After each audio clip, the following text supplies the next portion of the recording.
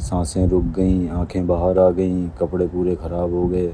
शायद जिन बता रही थी एक एंटिटी है जो बहुत ज़्यादा उनके साथ रहती है, और आज से नहीं मतलब शादी जब से हुई है तो वो 7 फेरों के साथ लग के आया है वो बंदा। 7 फेरे भी उसने लिए थे। बहन जो है पूरी उठ जाती थी, हाथ पैर उठ जाते थे, चेस्ट वाला सीना और कमर से ऊपर का हिस्सा ऊपर की तरफ भग जाता था।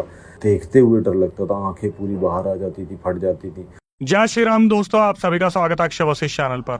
इस चैनल पर मैं अक्षय वशिष्ठ आपको ऐसे पैरानॉर्मल इंसिडेंट और एक्टिविटीज के बारे में बताता हूं जो कि हमारे फॉलोअर्स और सब्सक्राइबर्स हमारे साथ शेयर करते हैं।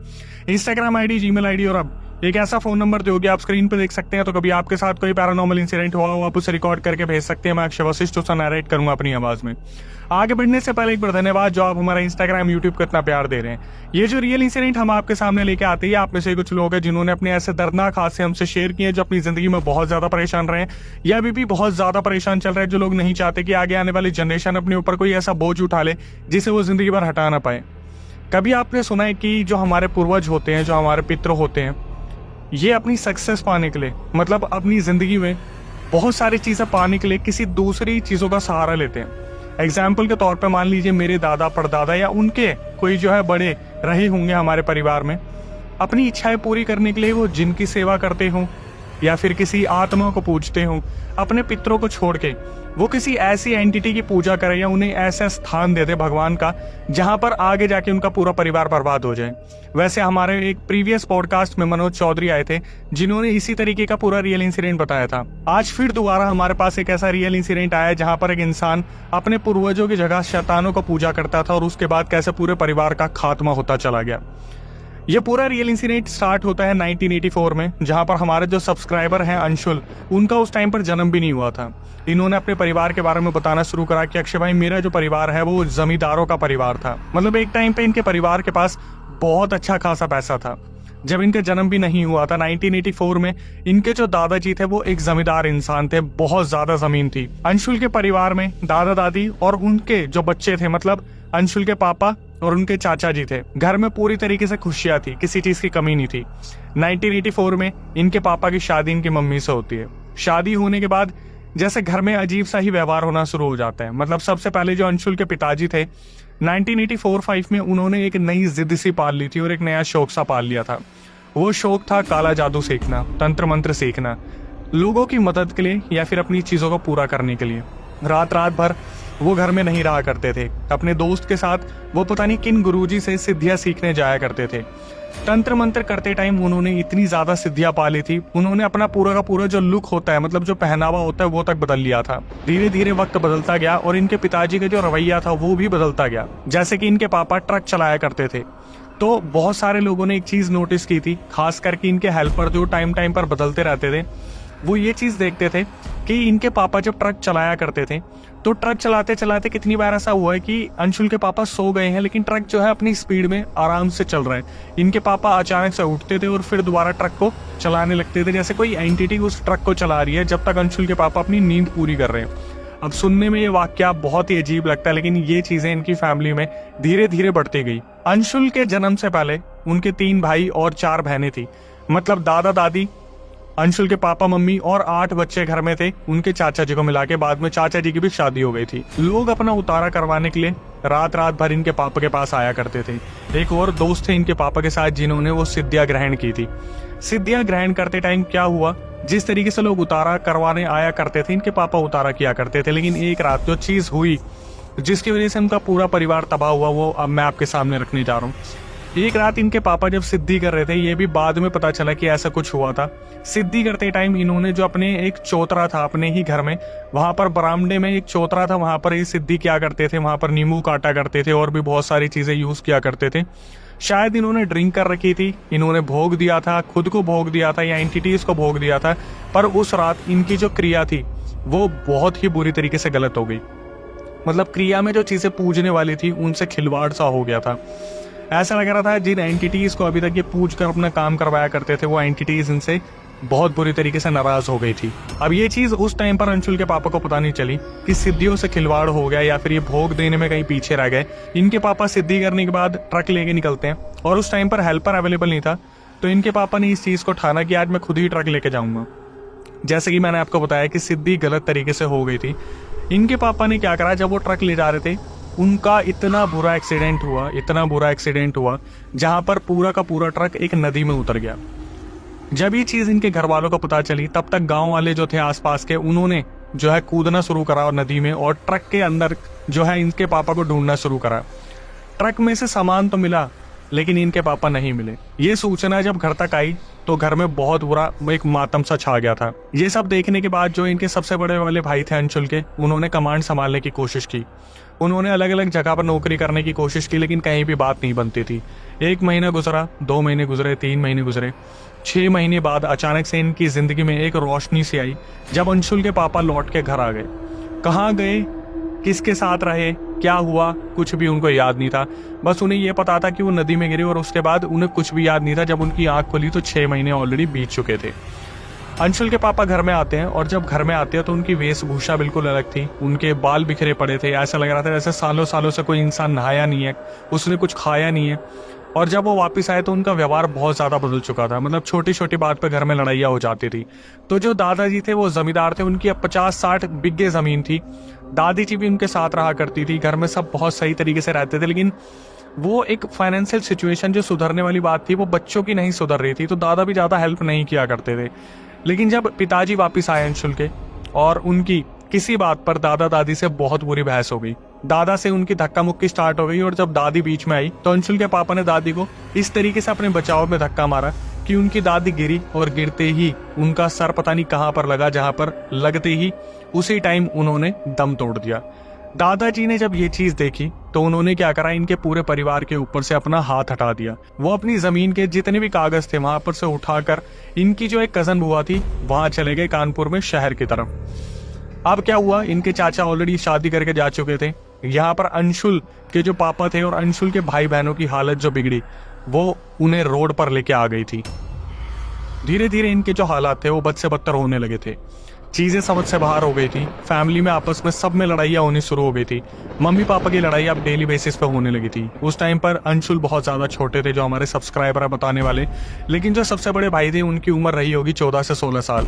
धीरे धीरे इनके घर में बंटवारा सा होना शुरू हो गया। जैसे बहन अलग रह रही है, भाई अलग रह रहे हैं। धीरे धीरे क्या हुआ, बस एक ही जो खुशी थी वो देखने को मिली कि जो सबसे बड़ी वाली बहन थी, इनके पापा ने क्या करा, जो बची कुछ जमीन थी वो देकर कहीं पर गिरवी रख के या फिर कहीं पर बेच के इनकी सबसे बड़ी वाली बहन की शादी करा दी थी। उस टाइम पर परिवार की एकता देखने को मिली। लेकिन जैसे ही शादी पूरी हो गई, एक दिन क्या हुआ, किसी छोटी सी बात पर इनकी अंशुल के पापा मम्मी की बहस हो गई और बहस उस तरीके से इतनी आगे बढ़ गई कि अंशुल के पापा ने जहर खा लिया। जहर खाने के बाद सीधा उनको हॉस्पिटल ले जाया गया और उनकी हालत इतनी गंभीर हो गई थी कि शायद वो हॉस्पिटल में खुद को बचाना ही नहीं चाहते थे। एक इंसान जब दम तोड़ देता है तो उसकी आधी बचने की उम्मीदें वैसे कम हो जाती हैं। अंशुल के पापा ने पूरे परिवार को जाते जाते बताया कि देखो ऐसा है, जो हमारे बरामदे में चौतरा बना है वहां पर मैं एक अघोरी बाबा को पूछता हूँ। वो अघोरी बाबा हमसे बहुत ज्यादा गुस्सा है, तो उनकी पूजा में कोई रोक टोक नहीं आनी चाहिए। और ये बोलने के बाद उन्होंने अपनी आखिरी सांसें ली और वो इस दुनिया को छोड़कर चले गए। लेकिन ये चीजें जब सारे परिवार को पता चली कि बरामदे के अंदर एक चौतरा है जहाँ पर अघोरी बाबा को पूजा जाया करता था, इन्होंने भी ये चीज अपने दिमाग में बसा ली कि अगर पापा से कोई गलती हुई तो पापा चले गए, घर में बुरी तरीके से सब कुछ बिखर गया है, तो हमें भी उन अघोरी बाबा की पूजा करनी चाहिए और उनको कहीं से कहीं तक हमें निराश नहीं करना चाहिए। तो इनकी मम्मी ने ये इनिशिएटिव उठाया कि वो पूजा करेंगे। लेकिन पापा ने जाने से पहले बताया था कि आप डेली डेली पूजा मत करना, दिवाली होली के टाइम पर आप पूजा करना और उनका आशीर्वाद लेने की कोशिश करना। अब अंशुल के अकॉर्डिंग होली दिवाली के टाइम पर इनके घर में पूजा होती थी, लेकिन हालात बद से बदतर ही थे। कभी भी इनके हालात ठीक नहीं हो पाए। इसी विधि को करते करते इनकी सबसे बड़ी वाली बहन ने पूजा की, उससे छोटी वाली ने, मतलब उनकी शादी तो हो गई थी लेकिन फिर भी वो घर में जब आती थी वो अघोरी बाबा की पूजा करती थी। तो हुआ क्या, इनके पिताजी के जाने के बाद इनकी सबसे बड़ी वाली बहन के साथ हादसे होने शुरू हो गए। और जिस तरीके से वो हादसे हुए उसको सुनने के बाद मैं आपको गारंटी देता हूँ कि आप बुरी तरीके से दहलने वाले हो। अब बहन का व्यवहार धीरे धीरे ससुराल में चेंज होना स्टार्ट हो गया। मुश्किल से 1-2 साल ही बीते थे जब ससुराल वाले इस चीज़ को एक्सपेक्ट कर रहे थे कि हमारे घर में एक बच्चे की किलकारियाँ गूंजेंगी। तब अचानक से एक चीज़ देखने को मिलती है कि जो अंशुल की सबसे बड़ी वाली बहन थी जिनकी शादी हुई थी, उनका व्यवहार बुरी तरीके से बदल गया है और इनके लॉसेस बहुत ज़्यादा होने लगे हैं। मतलब क्या हुआ, पिताजी जब शांत हो गए, पिताजी जब इस दुनिया को छोड़ के चले गए थे, तब अननोन तरीके से घरों में जो है अलग अलग तरीके के इंसान आते और वो बोलते कि यार ऐसा है, आपके घर में जो ट्रॉली खड़ी है वो मेरी है, आपके पापा मेरे बिजनेस पार्टनर थे तो ये इनका बचा कुचा पैसा है 3,000 5,000 रुपए, जो उस टाइम पर एक बड़ी रकम थी, लेकिन वो आते और ट्रक ट्रॉली वगैरह जो भी थी वो सब कुछ वहां से लेके चले गए। तो हालात इतने बद से बदतर हो गए थे, ऐसा लग रहा था घर में अनाज का एक दाना नहीं बचा। जहां पर मेरी मम्मी ने एक डिसीजन लिया और जितने भी बच्चे थे घर के उनको अलग अलग रिश्तेदारों के पास पलने बढ़ने के लिए भेज दिया।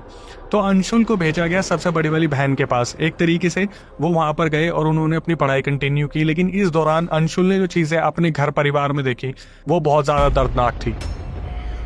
अब इसके बाद क्या हुआ, अंशुल जब अपनी बहन के पास पहुंचे तो वो घर में ये तो देखते ही थे कि व्यवहार बिल्कुल बदल चुका है बहन का। बहन छोटी छोटी बात पर बहस कर लेती है जीजू से, और जो जीजा जी है वो कैसे न कैसे चीज़ों को संभालने की कोशिश करते हैं, लेकिन घर में इतने ज़्यादा विवाद होने लगे तो ससुराल वालों ने मांग उठा ली कि एक काम करो, हमें बच्चा दे दो, बच्चा होने के बाद हम उसी के साथ खेल लेंगे, उसी से बात कर लेंगे, हम इन्वॉल्वमेंट रखेंगे ही नहीं। मतलब जीजा जी से और दीदी से अंशुल ने बताया कि जो बड़े बुजुर्ग थे ससुराल के वो इन्वॉल्वमेंट रखना ही नहीं चाहते थे, क्योंकि छोटी छोटी बातों पे ससुराल में लड़ाइयाँ उन्हें स्टार्ट हो गई थी। लेकिन हुआ क्या, 1 साल बीता, 2 3 4 5 6 7 साल बीत के फिर भी जो है बच्चा नहीं हो रहा था। तो अब इस टाइम पर ससुराल वाले क्या चाह रहे थे कि पता लगाया जाए कि क्या दिक्कत हो रही है जिसकी वजह से बच्चा नहीं हो रहा, और घर में इतनी ज़्यादा लड़ाइयाँ हो रही हैं जिसका कोई अंत ही नहीं है। अब एक दिन क्या हुआ, जो जीजा जी थे वो ऑब्जर्व कर रहे थे कि इनकी जो बहन है वो टाइम से ना तो खाना खाती और ऊपर से ऐसे रिएक्ट करती है जैसे वो पोजेस हो गई है। बार बार उनके साथ ऐसा होता था कि रात को वो क्या करती थी, बाहर से कुंडी लगा देती थी और घर से बाहर चली जाती थी और सुबह तक वापस नहीं आती थी। ये चीज़ एक बार देखी गई, दूसरी बार देखी गई, तीसरी बार देखी गई कि रात को अचानक से क्या होता, 12-1 बजते इनकी बहन जो थी वो पूरे घर के बाहर की कुंडी लगा देती और भाग जाती। सुबह वापस आने पर जो अंशुल के जीजा जी थे वो इनकी बहन से पूछा करते थे कि तुम कहाँ गई थी, तो कोई जवाब नहीं हुआ करता था। 1-2 बारी तो इनको लगा स्लीप वॉकिंग की बीमारी है, ये चल के चली जाती है। लेकिन उसके बाद क्या हुआ, 7 साल बाद जब ससुराल का प्रेशर आने लगा कि यार बच्चा नहीं हो पा रहे, तो एक बार पता करा जाए कि हुआ क्या है। तो एक दिन दोनों हस्बैंड वाइफ की इतनी बुरी लड़ाई हुई जहां पर हस्बैंड जो थे मतलब अंशुल के जीजा जी, उन्होंने इतनी बुरी तरीके से इनकी बहन को पीटा और पूछने पर कि क्या होता है तुम्हें, रात को तुम कहाँ जाती हो, अंशुल की जो सबसे बड़ी बहन थी उन्होंने बताया कि मैं कुछ नहीं करती, एक जिन है जो शादी करके फेरों के बाद मेरे साथ आ गया है और वो मुझे आपसे दूर रहने को बोलता है, और आप अगर कुछ करते भी हो तो मेरे पेट के अंदर ही जन्मे बच्चे को वो वहीं के वहीं खत्म कर देता है। ये सुनने के बाद सारे ससुराल वालों के पैरों तले जमीन खिसक चुकी थी कि ऐसा कैसे हो सकता है। अब मायके में पूछे तो पूछे किससे, क्योंकि बुजुर्ग हो चुकी है मम्मी जी और सारे बच्चे अपनी अपनी जिंदगी में व्यस्त चल रहे हैं। तो इन्होंने क्या करा, इन्होंने सोचा कि हम ही इसके सॉल्यूशन पे काम करेंगे। तो एक बाबा जी को बुलाया गया, उन बाबा जी ने देखा तो साफ साफ उन्हें पता चल गया कि इस टाइम पर वो जो जिन है अभी भी यहीं पर है और वो अंशुल की सबसे बड़ी वाली बहन के अंदर रहते हैं, उन्हें पोजेस करा हुआ है और वो फेरे लेके आ रखे हैं। तो जब जो बाबा आए थे उन्होंने बात करने की कोशिश की तो वो जो जिन था उसने साफ साफ बोल दिया कि मैं नहीं जाऊंगा, मैं फेरे करके आया हूँ, मैं इसके साथ ही रहूंगा, जो करना है कर लो, मैं नहीं जाऊंगा। वो जो बाबा जी थे वो फिर भी सिद्धि प्राप्त थे, उन्होंने क्या करा, एक ताबीज बनाया और वो ताबीज इनकी बहन को दे दिया। अब इससे पहले जो चीज़ें होती थी बाबा जी ने बतानी शुरू की कि इस लड़की के ऊपर जो जिन है वो इसका पूरा शरीर बांध देता था, जिसकी वजह से इस लड़की के दांत भिंच जाते थे या अकड़ जाती थी। और अंशुल ने अपनी रिकॉर्डिंग में बताया कि अक्षय भाई जब तक वो धागा या फिर ताबीज़ नहीं मिला था ना, मेरी बहन की एक्टिविटीज़ मैं आपको एक एक करके बताता हूँ। उसकी कमर उठ जाती थी, उसका चेस्ट वाले एरिया पूरा बैक चला जाता था, हाथ पैर पूरे अकड़ जाते थे, जीभ बाहर आ जाती थी, वो बिल्कुल गर्दन ऐसे घुमा लेती थी जैसे पता नहीं क्या ही हो रहा है। जैसे ही ताबीज़ मिला एकदम से घर में सब कुछ शांत हो गया। ताबीज़ मिलने के 1 साल बाद मेरी बहन ने एक बच्चे को जन्म दिया। धीरे धीरे अंशुल भी पढ़ाई की तरफ आगे बढ़ रहे थे, लेकिन हुआ क्या, 1 साल 2 साल 3 साल 4 साल 5 साल बाद अचानक से फिर दोबारा, जैसे एक टाइम लिमिट थी उस ताबीज़ की धागे की, फिर दोबारा अंशुल जो हमारे सब्सक्राइबर हैं उनकी जो सबसे बड़ी वाली बहन थी उनके साथ पोजेशन वाली चीज़ें फिर दोबारा स्टार्ट हो गई। फिर जब इन्होंने दोबारा उन बाबा से कांटेक्ट करने की कोशिश की तो पता चला अब इस दुनिया में वो बाबा भी नहीं रहे हैं। तो 3-4 महीने तक तो इसी तरीके से चलता रहा, जहाँ पर जो अंशुल की सबसे बड़ी वाली बहन थी वो कभी भी चलते फिरते पोजेस हो जाती थी, भागा दौड़ी पूरे घर में मची रहती थी, किसी भी टाइम चिल्लाने लगती और बार बार यही बोलती कि मुझे छोड़ दो, मुझे छोड़ दो, मुझे छोड़ दो, मैं अपने बच्चे के साथ रहना चाहती हूँ। और फिर खुद ही दोबारा जुबान से बोलती कि नहीं छोड़ूंगा, तुझे मैं लेके जाऊंगा तो कुछ भी कर ले, मैं तेरे साथ फेरे लेके आया हूँ, मैं तुझे नहीं छोड़ूंगा। हस्बैंड अपनी तरफ से कुछ भी करने की कोशिश करते, मतलब जो अंशुल थे उनके जीजो कुछ भी करने की कोशिश करते तो वो सारी चीज़ें नाकाम हो जाती, क्योंकि जो दीदी थी वो उठा उठा के घर वालों को फेंका करती थी। जो भी तांत्रिक बाबा आते थे, जो भी मौलवी वगैरह आते थे, एक एक करके सब पिट के जाते थे।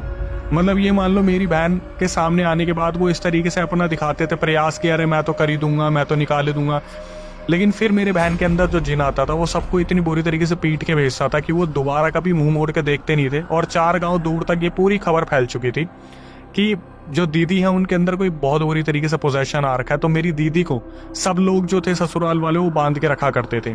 तो एक दिन क्या हुआ, सारे ससुराल वाले अपने काम में लगे हुए थे और इनकी दीदी को खाट पे सुला रखा था बांध के। तो जीजू ऑफिस जा रहे थे, उन्होंने अंशुल को बोला कि अंशुल थोड़ा ध्यान रखना बहन का, मैं जल्दी आ जाऊंगा, फिर देखते क्या हम कर सकते हैं बहन के लिए, मतलब आपकी। तो अंशुल ने बताया कि अक्षय भाई मेरे साथ जो झटका हुआ ना, मैं इसके लिए तैयार नहीं था। मेरी बहन पीछे लेटी हुई थी और मैं आराम से उसके बगल में जाके बैठता हूँ। उस टाइम पर मैं बैक फ्लिप की प्रैक्टिस कर रहा था, मतलब मैं पूरी जो है उल्टी छलांग मार लेता था। तो किसी की भी इस चीज़ पे नज़र नहीं थी। मैंने सोचा कि कोई है नहीं तो एक छलांग मार के देखता हूँ कि मैं इस चीज़ में प्रोफेशनल बन चुका हूँ नहीं बन चुका। अंशुल ने बताया कि अक्षय भाई मैं कूदा और मैं हवा में ही अटक गया। इनको लगा जैसे पता नहीं किसी ने पकड़ लिया है और ये इधर उधर देखते रहे। इनके मुंह से आवाज़ नहीं निकली, चिल्लाना चाह रहे थे, कुछ भी नहीं हुआ। इनकी बहन की तरफ जब इनकी नज़र गई तो देखा इनकी बहन जो अभी तक खाट पे बंधी हुई थी वो दूर थी और अचानक से क्रीपी स्माइल दी। अंशुल सीधे ज़मीन पे आके गिरे। इन्होंने बताया अक्षय भाई साल बीत गए उस चीज़ को, लेकिन मेरे जहन से वो चीज़ निकल नहीं पाई जो क्रीपी स्माइल मैंने अपनी बहन की देखी थी। उसके बाद इन्होंने अपनी बहन से फासला बनाना शुरू कर दिया, क्योंकि अभी तक इन्हें ऐसा लग रहा था बहन के ऊपर कोई बीमारी है। लेकिन जिस तरीके से ये चीज़ हुई कि वो 1 मिनट तक हवा में उल्टे टंगे रहे, इन्होंने बताया अक्षय भाई मैं वो चीज़ कभी नहीं भूल सकता, जिंदगी में वो कभी चीज़ मैं अपने जहन से निकाल नहीं सकता। पूरे गाँव में, घर के आसपास सबको पता चल गया था कि इनके बहन के ऊपर कोई बहुत तगड़ा पोजेशन आ रखा है। तो बगल वाले घरों में ये इंस्ट्रक्शंस दे रखे थे कि भाई जब भी आपको लगे कि अंशुल की बहन को कुछ हो रहा है तो प्लीज़ फ़ोन करके बता दें। तो इनके जो बगल वाले थे वो ध्यान रखा करते थे कि इनकी बहन अकेली कहीं ना निकल जाए, क्योंकि जिनकी सबसे बड़ी जो खासियत होती है वो अंशुल ने बताया कि भाई यही थी कि वो मेरी बहन को ले जाना चाहता था और अकेले अगर कोई भी उसे रास्ता मिल जाता तो वो निकाल लेता, मतलब ले जाता मेरी बहन को। और यही हुआ। एक दिन एक अंकल साइड वाले घर में छत पे बैठे हुए थे। अचानक से वो देखते कि ससुराल वाले सारे जो है घर में किसी न किसी काम में लगे हुए हैं और जीजू वहाँ पे थे नहीं। तो ससुराल वालों को कोई काम आ गया, पता नहीं आगे पीछे वो किस फंक्शन में चले गए। तो मेरी दीदी अचानक से घर से बाहर निकली और जो अंकल थे उन्होंने सीधा फ़ोन मिलाया मेरे जीजू के पास कि भाई ऐसा है आपकी बीवी घर से बाहर निकल गई है और कहाँ जा रही है, अपने घर वालों को फ़ोन करके बताओ कि इसे पकड़े। तो जीजू ने घर पे फ़ोन करा तो पता चला कि भाई घर पे तो कोई है ही नहीं, सब फंक्शन में गए हुए हैं, आसपास कोई भी घर पे नहीं था, अंशुल भी घर पे नहीं था। तो इनके जीजू ने उनसे बोला, जो इंसान बता रहे थे, कि मैं आपसे हाथ जोड़ के रिक्वेस्ट करता हूँ कि प्लीज़ उसके पीछे पीछे भागो, उसे पकड़ो, मैं भी यहाँ से निकल रहा हूँ और गाँव में जितने लोग हो सके उन्हें इकट्ठा करके इसे पकड़ लो, क्योंकि अगर कोई जिन आएगा तो वो इसे लेके चला जाएगा। वो जो इंसान था वो भी पीछे पीछे भागा, जो आसपास के लोग थे वो भी पीछे पीछे भागे, कोई बाइक पे निकला। अंशुल वापस आ रहे थे कहीं से, उन्हें उनकी दीदी दिखी जाती हुई, अंशुल भी पीछे पीछे भागे दीदी दीदी दीदी बोलते हुए। ये सब पीछे पीछे जा रहे थे। अंशुल ने बताया कि अक्षय भाई मेरी दीदी ने ना सबसे डिस्टेंस मेंटेन कर रखा था और अगर कोई बाइक पे बैठा हुआ है, कोई पैदल चल रहा है, कोई भी उन तक पहुंच नहीं पा रहा है। मतलब सबने अपनी पूरी जान लगा ली, लेकिन इतने डिस्टेंस पर होने के बावजूद भी ऐसा लग रहा था जैसा वो हवा में उड़ती जा रही है और कोई भी पकड़ नहीं पाया। वो तो 1-2 किलोमीटर बाद ऐसा लगा कोई मंदिर आया या कुछ आया, वो अचानक से गिर गई। सब पकड़ के उन्हें घर पे लेके आए। अब ससुराल वालों ने फिर भी दोबारा वही एक अटेम्प्ट करा कि भाई किसी अच्छे पंडित को दिखाते हैं, किसी अच्छे मौलवी को दिखाते हैं। फिर दोबारा मौलवी पंडित बुलाए, लेकिन फिर वही सब कुछ कि जो भी आता वो पिट के जाता, मतलब कोई भी इलाज कर ही नहीं पा रहा था। और ये चीज़ कहाँ जाके ख़त्म होने वाली है जब आप सुनोगे तो आज की रात आप सो तो बिल्कुल नहीं पाओगे। बहुत मुद्दतों के बाद एक ऐसे सिद्धि प्राप्त तांत्रिक को ढूंढा गया जिसके पास शायद सही में कोई बहुत बड़ी सिद्धि थी। वो घर पे आते हैं और इनकी बहन जैसे ही सामने से उस तांत्रिक को देखती है, सीधा चिल्ला के जिन बाहर आते हैं कि नहीं जाऊंगा छोड़ के, इसको मैं छोड़ के नहीं जाऊंगा। जितने गांव वाले हो सब पकड़ने की कोशिश कर लो, ये मेरी है, मैं इसके साथ फेरी लेके आया हूँ, मैं इसे छोड़ के कभी नहीं जाऊंगा। जो वहाँ पे तांत्रिक आए थे उन्होंने अपने मंत्र पढ़ने शुरू करे तो इनकी बहन वहाँ पर बेहोश हो गई। उनको एक ताबीज़ दिया गया और ताबीज़ देने के बाद वो जो तांत्रिक थे वो सीधा बोल गए कि देखो बहुत मुश्किल होगा आपकी बहन को बचाना, अगर ये पूजा पाठ करेगी तो फिर भी बच जाएगी, लेकिन जिस तरीके से जिन फेरे लेके आए मुश्किल ही इसे छोड़ेगा। फिर भी अपनी तरफ से उन्होंने वहाँ पर जितनी भी सामग्री लगाकर जो पूजा पाठ कर सकते थे करी और उसके बाद ये वहाँ से निकल गए। 1-2 साल तक अंशुल ने बताया कि भाई बिल्कुल सब कुछ शांत हो गया। फाइनली ऐसा लगा कि सब कुछ शांत हो गया। एक दिन क्या हुआ, सारे ससुराल वाले आगे पीछे कुछ काम में बिजी थे। इनको एक कमरा दिया गया था दीदी और जीजू को। इनके आपस में फिर दोबारा पता नहीं किस छोटी सी बात पर लड़ाई हुई। जीजू मुंह सड़ा के बाहर निकल गया। अंशुल ने बताया कि भाई मैं तो घर पे था ही नहीं, मुझे पता चला जब मैं घर पे आया कि मेरी दीदी ने खुद को अग्नि में भस्म कर लिया। 90% वो बुरी तरीके से भस्म हो चुकी थी। उनको जितनी जल्दी हो सके हॉस्पिटल पहुंचाया गया, जहां पर जाने के बाद उन्होंने लगभग यूं लगा लो कि सबको पहचानना बंद कर दिया था। सांस लेने वाले ऑर्गन सारे अंदर से भस्म हो चुके थे, दिल भस्म हो गया था, सब कुछ भस्म हो गया था। डॉक्टर्स ने अपनी तरफ से पूरी कोशिश की बचाने की और फिर राहत की सांस मिली। उन्हें प्रोटीन देने के लिए अंडे खिलाए गए, कुछ ना कुछ दिया जाता था, लेकिन वो फिर भी किसी को पहचानती नहीं थी। 1 रात, 2 रात, 3 रात, 10 रात, 12 रात, 15 रात, वो लास्ट रात थी इनकी दीदी ने अपना शरीर छोड़ दिया। ये सब होने के बाद घर वालों को और पड़ोसियों को तो पता ही था कि क्या हुआ है। तो इनकी बहन को उस ताकत से मुक्त करने के लिए आखिरी में जो वो तांत्रिक आए थे, जो सिद्धि पुरुष तांत्रिक थे, उन्होंने बताया कि आखिर में वो जो जिन था वो लेकर चला गया और वो अपने इस मकसद में कामयाब हो चुका है। तो फाइनली इनका जो शरीर था उसे अग्नि को दिया गया। और इसके बाद क्या हुआ, जैसे कि हमें लगता है कि ये चीज़ें यहीं पे ख़त्म हो गई, तो अंशुल ने बताया कि भाई जो चीज़ें इसके बाद हुई वो इससे भी ज़्यादा दर्दनाक थी। मतलब मेरे भाई हैं, मेरी बहनें हैं, बहनों की शादी हो गई। मैंने खुद भी, मतलब अंशुल ने खुद भी कहीं बाहर शादी की, अपने घर से उन्हें निष्कासित कर दिया बड़े भाइयों ने। इनके घर में हमेशा ऐसा होता है कि जब ये सारे भाई आपस में मिलते हैं तो एक दूसरे को मारने के लिए दौड़ते हैं, चक्कू उठा लेते हैं, ईंटें मारना शुरू कर देते हैं। और ये चीज़ कहाँ से रिलेट करती है, क्योंकि एक बार ऐसा हुआ था कि जो इनकी बहन जब जिंदा थी तो ससुराल में कुछ बहस हुई थी, जिस पर इनकी बहन ने क्या करा, अपने ससुर जी को ईंट दे के मार दी थी। वही सारी चीज़ें अब इनके घर में दोहराती जा रही है, जहाँ पर इन्होंने बताया कि भाई जब भी बड़े भाई से बात होती, छोटे भाई से किसी से ही बात होती, आपस में लड़ाई हो जाती छोटी छोटी बातों को लेकर।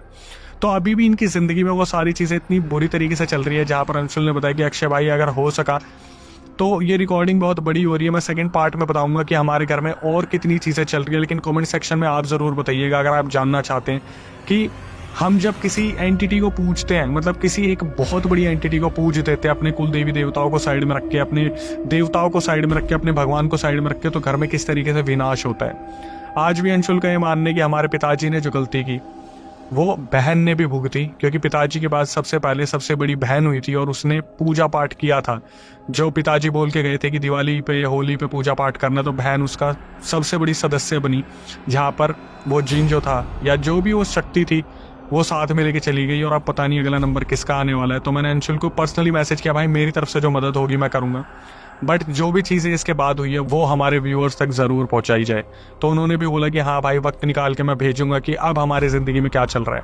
लेकिन यहाँ से moral of the story conclusion क्या मिलता है, कितना बड़ा moral of the story conclusion है कि आपके जो पितर है, आपके जो कुल देवी देवता है, वो सबसे असीम शक्ति रखते हैं अपने अंदर। आप कैसे उन्हें रिप्लेस कर सकते हो किसी के साथ। जब हम इतनी सारी एंटिटीज़ की बात करते हैं तो सोचिए अभी आप ये वीडियो देख रहे हो और इस टाइम पर भी आपके पीछे कोई एंटिटी खड़ी होकर देख रही हो, क्या लगता है क्या होगा? कमेंट सेक्शन में ज़रूर बताइएगा। खैर इसके बाद हमारी जो नए व्यूअर्स हमारे चैनल पे हैं उनसे क्या ही रिक्वेस्ट होती है कि भाई ऐसे रियल इंसिडेंट के बाद हम आपसे सिर्फ ये चाहते हैं कि चैनल को सब्सक्राइब कर ले, बेल नोटिफिकेशन ऑन कर ले, क्योंकि बहुत ज़्यादा मेहनत लगती है जहाँ पर सब्सक्राइबर से इस तरीके से रिकॉर्डिंग ली जाए, उससे बात की जाए, क्या सही रखना है क्या गलत रखा है, सारी चीज़ों को मद्देनज़र रखते हुए एक रियल इंसिडेंट आपके सामने लाया जाए, कमेंट पिन करवाया जाए और फिर सेकंड पार्ट की डिमांड आने के बाद फिर दोबारा सेकंड पार्ट लाया जाए। इसके बाद जो दूसरी रिक्वेस्ट आपसे है कि भाई हमारा दूसरा चैनल है जिसका नाम है अक्षय वशिष्ठ हॉरर शो, जहां पर हमारे सब्सक्राइबर आके, हमारे गेस्ट आके पूरे रियल इंसिडेंट दुनिया के सामने बता रहे हैं। तो अगर आपको ऐसा लगता है कि यार आपके पास भी कोई रियल इंसिडेंट है और आप अगर कैमरे पे बताना चाहें तो बिल्कुल पीछे मत हटिएगा। जो प्रक्रिया है मैं आपको बताता हूँ। आपको अगर लगता है कि आपने कहीं से भी सुना है, चाचा दादी किसी के साथ हुआ है, आपके साथ हुआ है, आप कैमरे पे बताना चाहते हैं, तो हमारा व्हाट्सअप नंबर स्क्रीन डिस्क्रिप्शन पे आपको दिख रहा होगा, उस पर पूरा रियल इंसिडेंट रिकॉर्ड करके भेज दीजिए और मेंशन कर दीजिए अक्षय भाई मैं पॉडकास्ट पे आना चाहता हूँ, दिल्ली में हमारा सेंटर है, आपको बुलाया जाएगा रिकॉर्डिंग को रिव्यू करके। हम बैठेंगे कैमरे के सामने और इसी तरीके से अवेयरनेस एक निकालने की कोशिश करेंगे जहाँ पर जनता को कोई ना कोई सीख मिले। इसके बाद आके मैं यही कहूँगा, जो इंस्टाग्राम यूट्यूब को प्यार दे रही इसी तरीके से बनाए रखिए। और आपके साथ कभी कोई पैरानॉर्मल इंसिडेंट हुआ और आप चाहते हैं कि मैं अपनी आवाज़ में नरेट करूँ, तो उसे रिकॉर्ड करके भेज दीजिएगा। प्रक्रिया बिल्कुल सेम है, स्क्रीन डिस्क्रिप्शन पर नंबर है। जितना ज़्यादा हो सके अपने भगवान को पूजिए, अपने इष्ट देव, अपने कुल देवी देवता, अपने जितने भी मानने वाले भगवान हैं, अपने पितर हैं, सबको पूजिए। अपने भाई बहनों को सिखाइए, बताइए कि क्या मान्यता है हमारे कुल देवी देवताओं की, भगवानों की, माता पिता की, सबके क्लोज रहिए जितना ज़्यादा हो सके। बड़ों का आशीर्वाद लीजिए जितना ज़्यादा हो सके। यही कहूँगा कि सबसे ज़्यादा मायने रखता है कि आपके जो पूर्वज हैं, आपके जो बड़े हैं, दादा दादी, मम्मी पापा, सब आपसे खुश रहें। भाई बहनों को सीख देते रहें, बाहर का लेना बंद करें, हमेशा त्यागे, दूसरी चीज़ों से सीख लें जैसे हमारी वीडियोज़ आती है, और इसे सही जगह पर पहुँचा दें जो लोग इस वीडियो को डिजर्व करते हैं। टिल देन नई वीडियो, नए पॉडकास्ट आने तक stay tuned with the channel.